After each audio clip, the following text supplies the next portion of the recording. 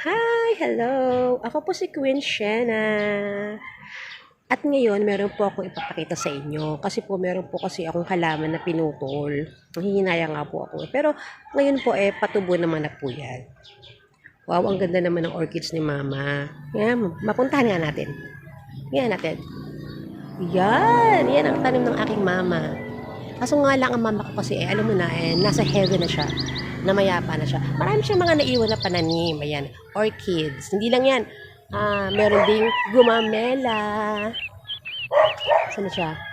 Ito sa mga sample ng gumamela. Ay, ang daming mga ayun, may butterfly yun. Minsan, alam niyo po ba, minsan iniisip ko, baka mamaya, baka mama ko yan. Sana. Di ba sabi, may mga kasabihan kasi, di ba, na minsan kapag ang mga kaluluwa, na pumapasok sa loob ng mga butterfly, sana nga siya yan. Pero papadaan natin kay Lord God na, ako mama, kung asan ka man, nandito ako ngayon, di ba? Sa iyong mga tanim. So, ngayon, meron kasi akong pinutol. Nako, na halaman. Actually, ito kasi yan. Ito yung mga patubo niya.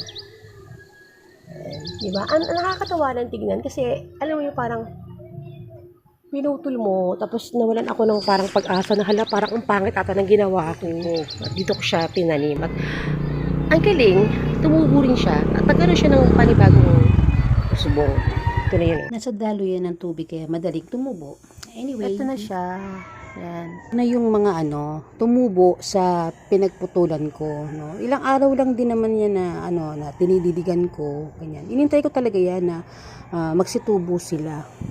Kasi naniniwala naman tayo, 'di ba, na kapag pinutol yan, talaga may uusbong. So nakakatuwa lang no na yung mga ganyang halaman nakikita natin kung paano sila unti-unting lumalago, no.